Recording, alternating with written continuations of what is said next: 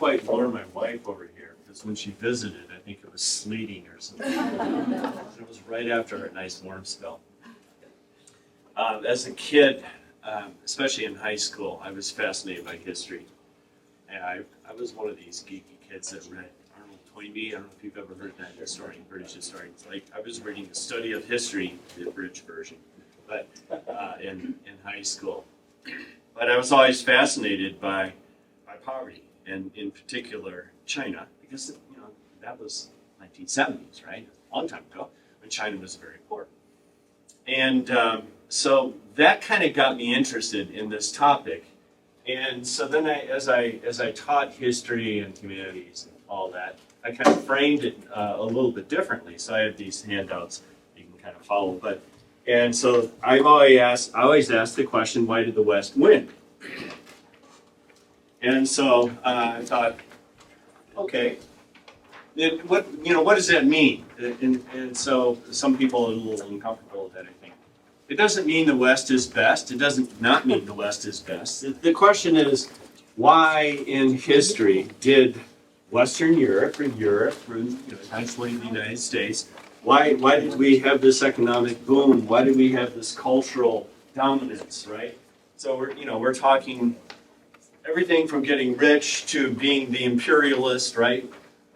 Columbus discovered America. The Native Americans didn't discover Europe. We have Hollywood movies all over the world. It's not necessarily showing the best of the West, maybe, but even KFC, right? I think in China, KFC is really popular. I don't think they call it Kentucky Fried Chicken because I don't think it means much in Chinese, but Western food and all of that. So when I teach this to sophomores, I always said, okay, here's the answer. Okay, I'll give you the answer right now, and this is the exam question too. It's property rights and rule of law. Now, that's easier said than done, right? You can't just go to Haiti and say, come on, guys, let's do some property rights and rule of law and get your act together, right? We know how hard it is to do any sort of nation building anywhere, right? And so I thought I'd give just this little historical, it's mostly history, analysis. And, you kind of start with that hockey stick graph, right? And the world is getting richer, dramatically richer, exponentially richer. And so that's per capita GDP, okay? In 1990 dollars, so it's higher today. 1990 is a while ago, right? So it's the average person in the world earns about 7,000, but it's probably close to double that now, right? So it's been 30-some years. But if you look at the second page, then you really break that down a little bit, right? And then you can see how the West really not only started a little higher, but dramatically outpaced the West. Western offshoots, number one, actually. Western Europe, a little bit behind, and then all the way down to Africa. I think, by the way, if you were to say what is going to be the fastest growing area of the world in the next 50 years, 100 years, probably Africa. They have some catching up. It's like, like the Chinese experience in the last 50 years or so. So what happened? I think I'm going to say there are four things. And so I'm going to just do history here mostly. Jews, Greeks, Christians, and the Enlightenment. Okay, so if you're thinking city-wise, it's Jerusalem, Athens, Rome, and London. Okay, and I'm going to look at each one's role in bringing about a situation where you have flourishing, prosperity, generally good stuff, right? And it really all starts with the Jews, because they transformed the ancient frame of reference. The ancient frame of reference is an I-thou relationship, which means everything around you is a thou. This is alive. This chair is alive. Everything is alive. This thing means that 65,000 gods. I mean, how many words do we even have? Okay, which means, Egyptians had onions as gods. Okay, so it's like, and so everything in nature is basically sacred. It can be worshipped and can be feared, and right. And so then you have this little group of people, these Hebrews, right, who have a very different view. It kept lapsing, of course, but it's like, no, everything. Nature is not a god. Right? Nature is an it. So it's an I-it relationship to nature. Okay, and that becomes important because then you have things like science. If nature is not a god, and God in fact is Yahweh, right? I mean, you don't even say that name, and if you're writing it out, you keep the vowels out, right? So it's incredibly different than everyone around them. You don't really have science until 500 BC. There's no science. There's no philosophy. There's no history. There's no historians, right? Until 500 BC. So you have to transcend that I-thou relationship to nature, where you're afraid of even experimenting with nature. Every time it thunders, it's a god, right? And it's you don't think about the scientific explanations of events. So the Jewish Revolution is what's really important. And then, of course, after that, we'll add one more thing, a couple more things. The Jews' understanding of humans is quite different. So humans are created in the image of God, the Imago Dei. And so they have a certain dignity, right? And again, the people around them are like sacrificing babies, right? Like the Carthaginians had this god Moloch. They would like heat up this like mammoth like image, and they would toss babies. We found 60-some thousand remnants of like skeletons of babies there in North Africa. Of course, the Jews that sometimes actually lapse into that as well. But that you're created in the image of God, the Imago Dei, which means you have dignity, right? And also, of course, I think property rights a little bit come out of that. You have the Ten Commandments. You have thou shalt not steal. So you have property. That's not just the Jews, but I think it's cemented a little bit with it. So if you move on from the Jews to the Greeks, and so you're basically going from Jerusalem to Athens, and the Greeks, you have rationality, and you have philosophy, right? And you have a radically different view of gods, right? In your mind, picture Zeus. What's he look like? Well, some beefy guy, right, with a beard, right? You're not even supposed to imagine God from a Jewish perspective, right? So you have humanism. Man is the measure of all things. So you kind of combine these two, the sacred and secular. The Greeks were the first people to be secular. They really were the first people to say there is no God. They would write plays that mocked God, or the gods, like the clouds, Aristophanes. And it's a really fascinating interplay between these two, right? The Jews and the Greeks. And you have the beginning of science. This is when science begins, and history begins, and philosophy begins. So, right? Socrates, Plato, Aristotle. Where did all that start? 500 BC. It's interesting in China. Think of the Chinese philosopher, most famous one. Confucius, Kung Fu Tzu, 500 BC. Lao Tzu, 500 BC. What about Buddha? 500 BC. Interesting. But, so you have that element to it as well. And there's some economic stuff too. The Greeks don't invent money. The Lydians invent money, so it's Asia Minor, but they steal that, basically. They take it from the Lydians, and then they create this commercial empire. And I shouldn't say money, I should say coins. Money has been through all of history. Coins really help, so there's a little economics there as well. But so you have the Jews, you've got the Greeks, and the next one is the rise of Christianity. And I think the Christian faith puts it all together. And so you have this rationality, and you have the image of God, which then assumes humans have dignity. And so from a secular perspective, they have rights, right? So that becomes important. And there's this great passage where Jesus is tested by some Pharisees.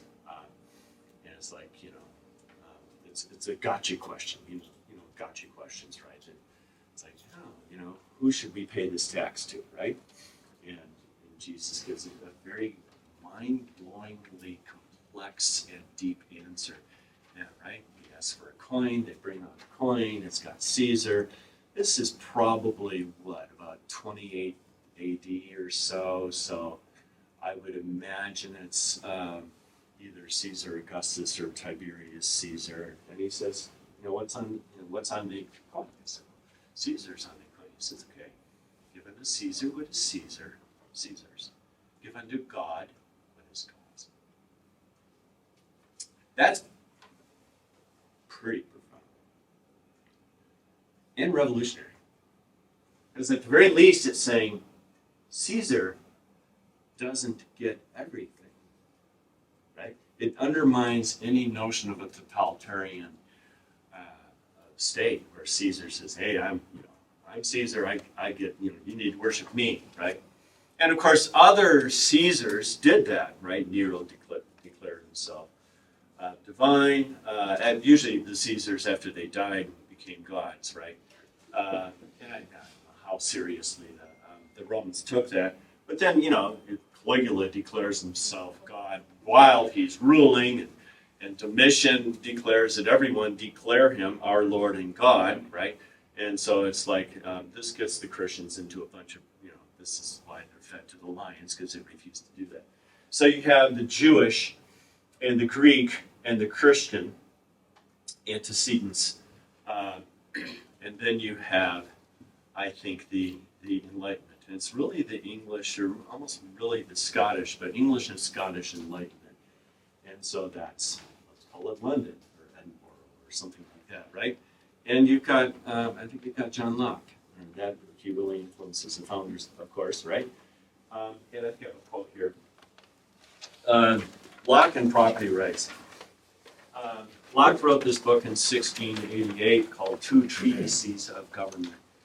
And I've been asking students if they've read it. They do. They read the whole book, but they read. I'm sure they read selections of it. And this is from the second treatise.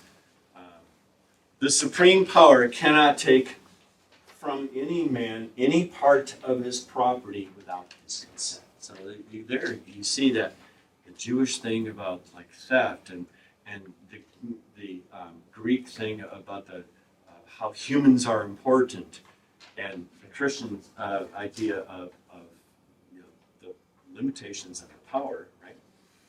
For the preservation of property being the end of government. That is the end being goal. What's the function of government? I used to do a survey. I'd survey my students before I taught them at BA.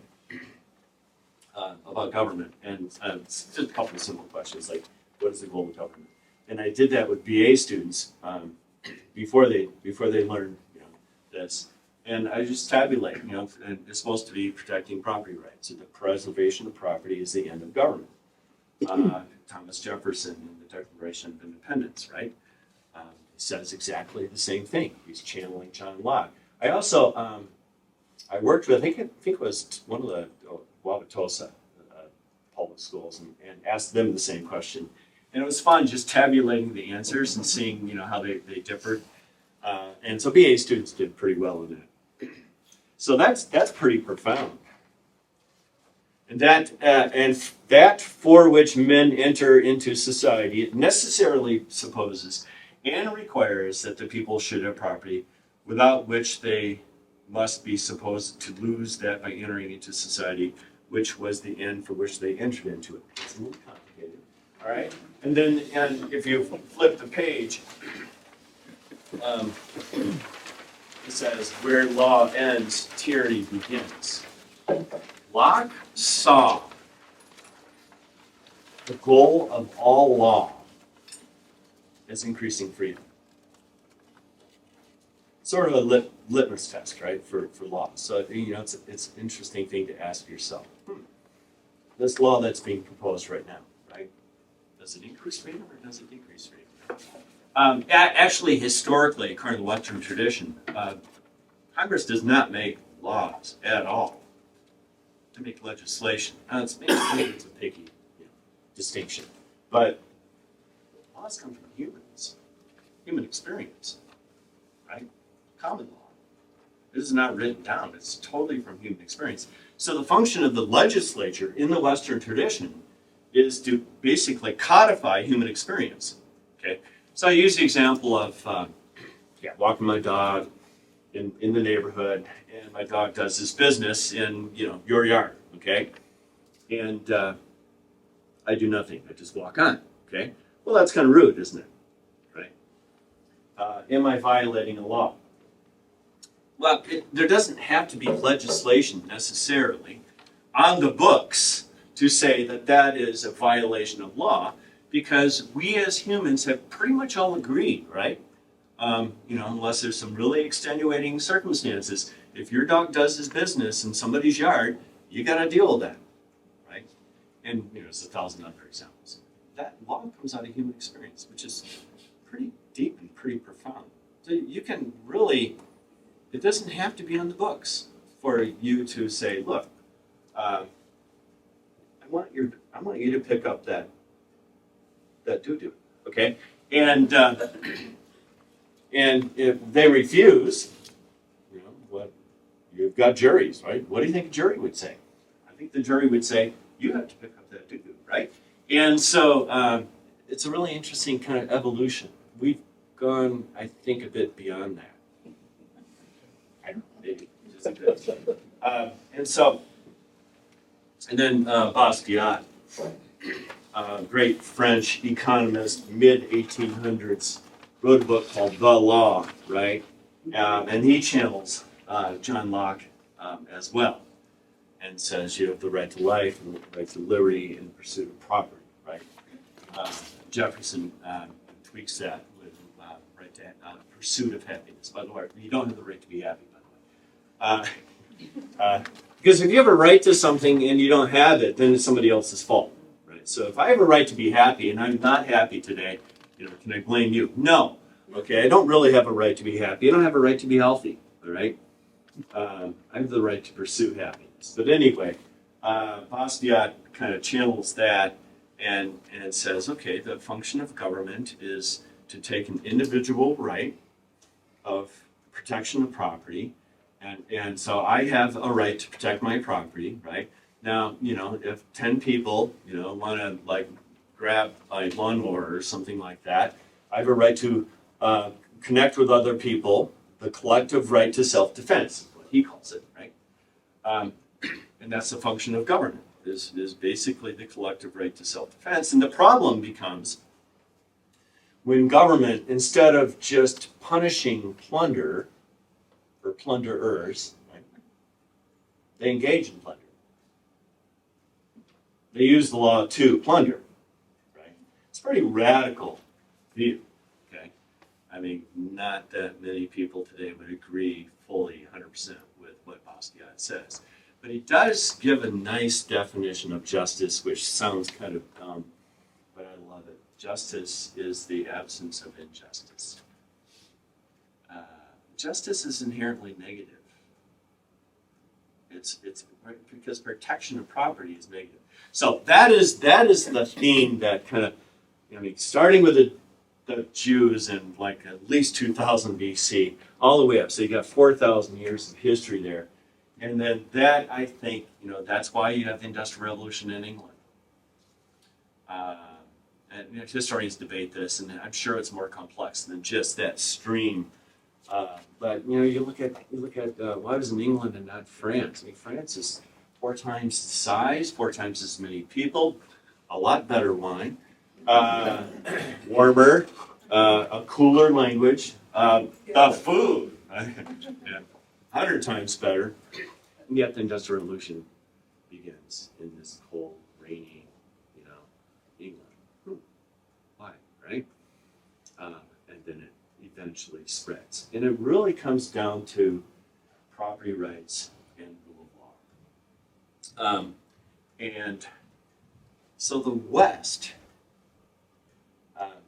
really starts in many ways in Western Europe, whether that's an accident of history or whatever. But I think if you look at the contributions of the Jews and the Greeks and Christians, and then those Enlightenment philosophers, not so much Rousseau, okay?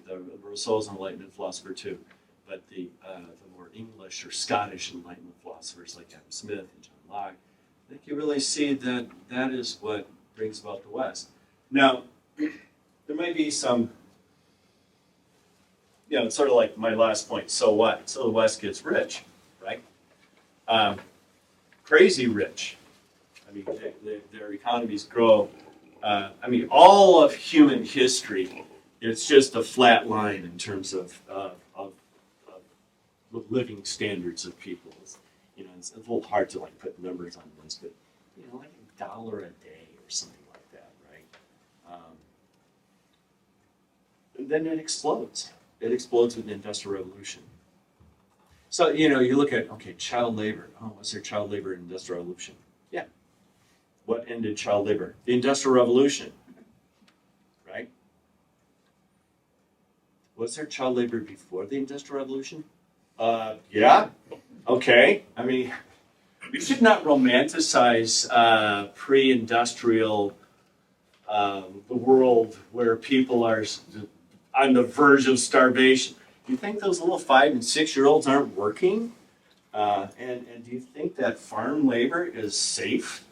Okay, so and you just have to kind of put that all together. The West gets rich, and of course imperialism happens. Imperialism, I think we can all pretty much agree, is pretty bad. It's also very expensive for the imperialist, right? It's like, oh man, let's imperialize India, Britain says, and so we have to exploit them. Okay, we'll take advantage of them, and then we'll produce things and we'll ship them here, and that means you have to have mines. You have to create the mines. You have to create the. Oh, that's my my class is just finishing right now. Hopefully someone's in charge. And there was a Marxist historian, Hobsbawm, who said, the only thing worse than being imperialized is to not be imperialized. So when you're an imperialist, it's eventually the cost of your imperialism go up and up and up. And whatever benefits you get from exploiting those people go down. And eventually it's like, it's not worth it, right? Look at the Soviet Empire, right? That happens. But part of it is a little bit of maybe the impulse of the West to be adventuresome and aggressive and all that. But a lot of it is just they're wealthy. And if you're wealthy, you can afford the ships, you can afford the guns, you can afford the cannons, and all of that. And of course, there's slavery, yes. But who ended slavery, right? And a combination. It was, I think, one of the first countries to end slavery peacefully was England, right? And then what's the rationale to end slavery? It really comes out of Christianity more than anything else, and the dignity of humans, right? And I already mentioned child labor, and wealth ended that. Now, there's a couple of, as countries get wealthy, there is more to redistribute, right? If you're really, really poor, there's not much wealth in the country, and so there's not much to redistribute. Most of human history, there's a great amount of equality in a certain sense, because 99% of the people are terribly, terribly, terribly, terribly poor. And then the 1%, the elite, the kings and queens and stuff are well. But even they, right, even Louis the 14th, did he have central heating? Hot showers, and he would those capsules got very cold. Uh, People died young. Life expectancy in 1700 in France for males, 24. Females, 27. So yeah, imagine what the Industrial Revolution, what capitalism, what this Locke and Smith. It's really called classical liberalism. Okay, the word's been changed perhaps, but what that has brought to the world. And so yeah, why the West got rich? I think it's property rights and rule of law. And let's not kill the goose there that lays the golden egg, because that's the key. And so the wealthier we are, of course, the more wealth there is to play around with and redistribute. And that works well until you run out of other people's money. You probably all heard that. Right? And I think that I'll stop there. What questions do you have? Yes. So tools improved during the Industrial Revolution. People had property rights and they had a patent or something to protect themselves.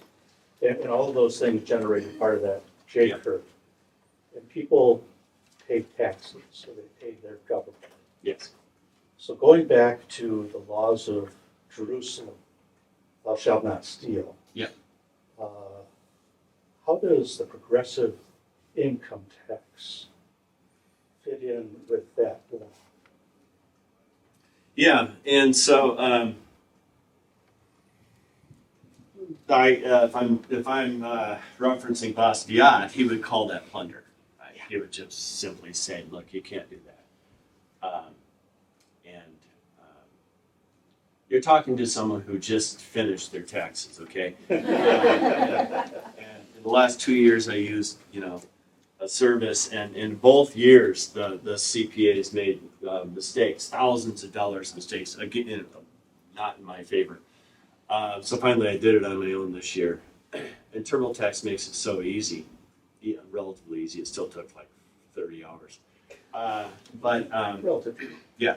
But if I look at all the forms, you go to the form, it's like, I haven't printed it out, but I think I'm just little old me, but I think my tax forms probably 50 or 60 pages. It's crazy. So anyway, we have taken that and made it so dysfunctional, so complex, so obscure, and so I think you can argue against the progressive income tax. But you probably won't get too far. But what you can, I think, veering off a little bit, I think Adam Smith said that the country's become wealthy for 3 reasons. Okay, peace. War never increases. War does not stimulate the economy. Econ myth number 1. War doesn't stimulate the economy. It appears to stimulate the economy, but you can't eat a tank. Peace. A tolerable administration of justice, not perfect, but rule of law. And easy, quote, easy taxes, unquote. I think what he means by that is simple, clear, not changing. Right? And so that is not what we have. And so I'm more bothered by the complexity and mind-blowing complexity of the tax system than I am by some of the progressivity of the tax system. And if I could wave a magic wand, I would eliminate the income tax entirely. I think the 16th Amendment was an awful, awful thing. I'm also against the direct election of senators, by the way. I don't like that. But anyway. But the 16th Amendment allowing that, it was a progressive era. Woodrow Wilson, World War I, need money, don't worry, the income tax rate will never go really beyond 2%, and it's only for millionaires. Okay, and of course, eventually it went up to 95% on the marginal rate. And actually, FDR proposed a 100% marginal rate at one point. So it's like, do you earn money? Give it to the government.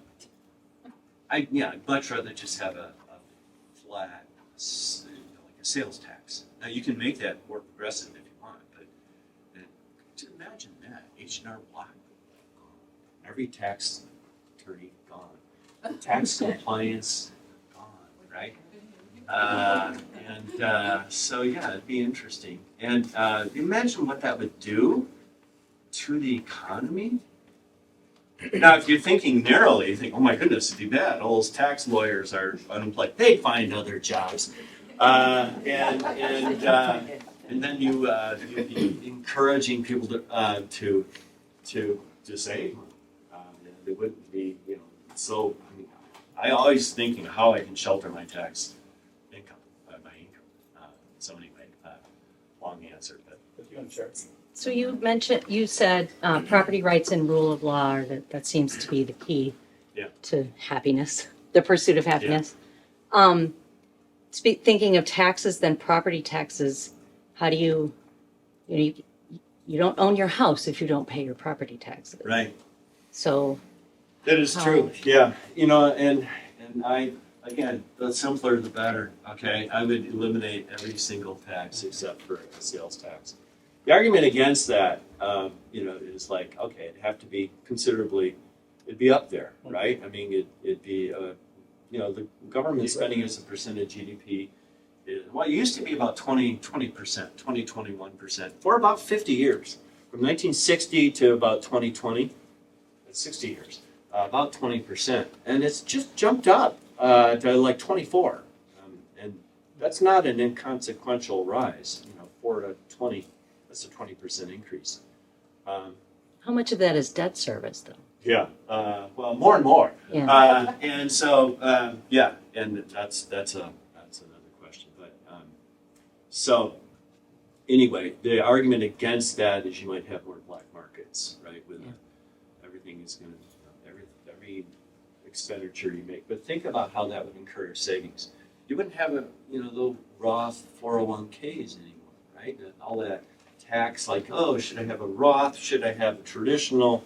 It's like all the tax complications and does a Roth really make sense? Will the IRS not change their mind and tax that after all, even though you pay taxes on it?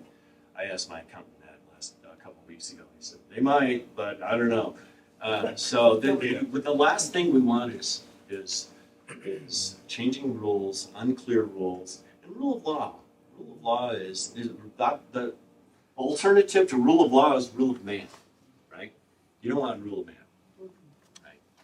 You want impartial rules applied equally to everyone. That is part of the Western tradition. Yes. A sense on how literacy has corresponded to these changes over time? Oh, yeah.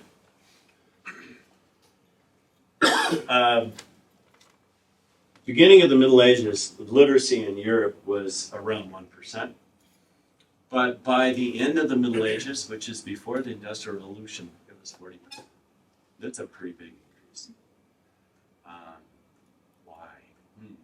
And I would think it has to do with the Christian background of Western Europe and the desire to read the Bible, and I think the Reformation probably helps there too. It's like you have to teach people how to read. So what's the literacy rate in the United States? No, it depends on how you define literacy, right? This is mind-blowing. I have to look it up again. But I have read that it is lower today than it was in the 1790s. And so that was before public schools, right?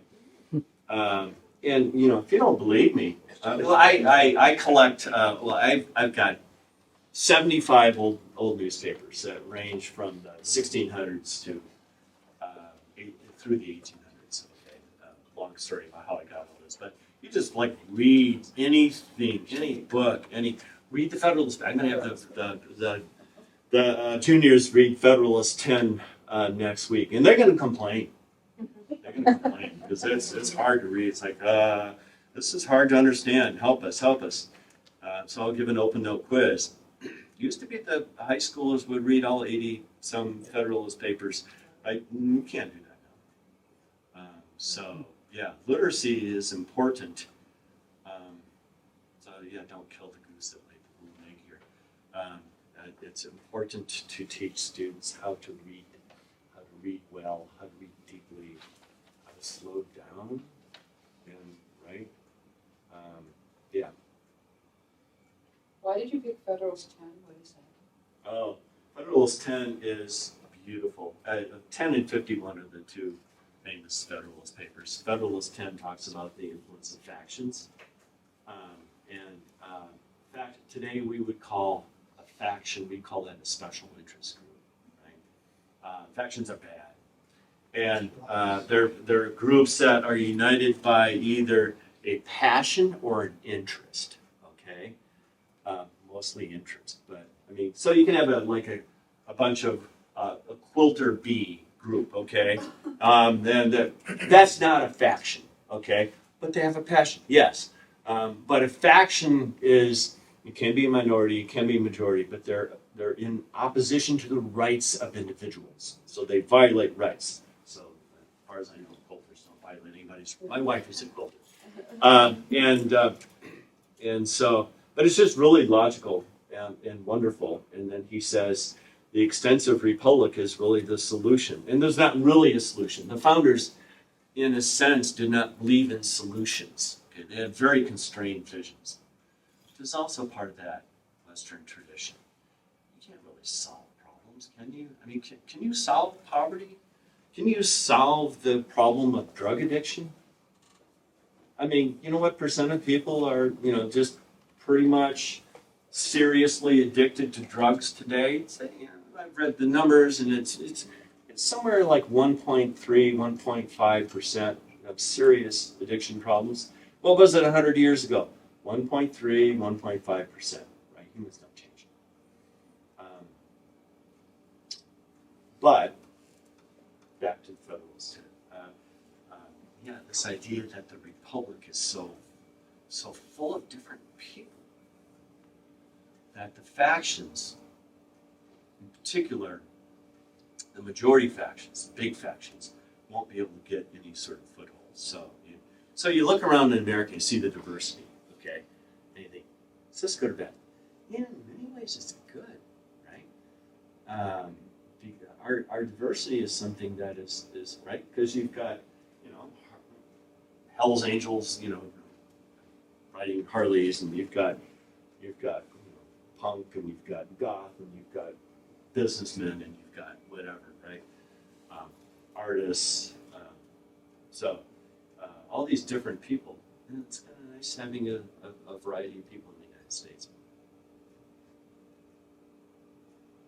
Any other? So Federalist 10 I strongly recommend. It's just brilliant. Not perfect. He made one mistake. And he said that minority factions would always be defeated by the vote, right? The majority would outvote the minority. That is not true. In a democracy, minorities win all the time. Okay, that's why we have sugar subsidies. I mean, why do we subsidize sugar? Who does it help? Sugar producers. Yeah. Okay. 1% of Americans are sugar producers. Okay, it's got to be 1/100th of 1%, right? So why do we do it? It makes everything that has sugar in it more expensive, right? We could buy sugar in the world. It's a lot cheaper, but they limit that to help right? It's a tiny little faction, and it wins in a democracy. That is something the founders did not think about. Of course, they didn't like democracy, right? And the guiding light of America, the norm that unites the founding of America, is not democracy. It's nothing. And so if you think, America is not perfectly a democracy because, you know, each state has 2 senators. That's not right. Or the electoral system, electoral college, and yeah, you know, it's not supposed to be Democrat. The founders worried about the power of these people voting for goods, which is again killing the goose that lays the golden egg, right? And at some point, if the thing about the income tax too, back to the income tax, I'm sorry, but the thing about the income tax is that, you know, what percent of Americans actually pay an income tax? The income tax. Every American pays taxes because you're you know, like sales taxes and stuff, right? And I haven't seen the numbers recently, but something like 47% of Americans don't pay any income tax. Okay, and yet you can vote for programs that are funded by income tax that help you. You know, it seems to me to be problematic. So imagine a system where there's no income tax and all those programs are paid for by sales taxes, which everyone pays. And I think people have a more vested interest in maybe not voting themselves all sorts of goodies. And, you know, I was a recipient of that during COVID. You know, we got the COVID checks and, you know, I bought gold. Yeah. Any other questions? Well, thank